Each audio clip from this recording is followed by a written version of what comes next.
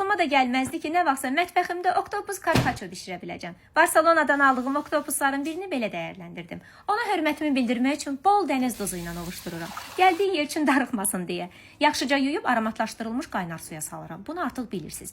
Nədənsə bu bir qastro ənənədir. Oktopusu qaynar suya 3 dəfə batırıb çıxarmaq lazımdır. Təxmini 1 saat qaynadıb qazandan ayırıram. Çiğ halda boz olsa da bişdikcə incə çəhrayı rəng alır. Qollara ayırıb duz istiot və sarımsaq vururam. Yaxşıca hər yerini buluyuram. Bacardığım qədər sıx şəkildə streç örtü üzərinə yığıb bükürəm. Əlbəttə ki, hər yediyimizə palitra vermək mənim üçün prioritetdir. I am hungry gözəl olmayanı yeyə bilməz. Yaşıl yağ və yaşıl soğandan da üzərinə dekor hazırlayıram. Bükdüyüm oktopusu 5-6 saat soyuducuda saxlayıb, bacardığım qədər incə dilimlər ayırıram.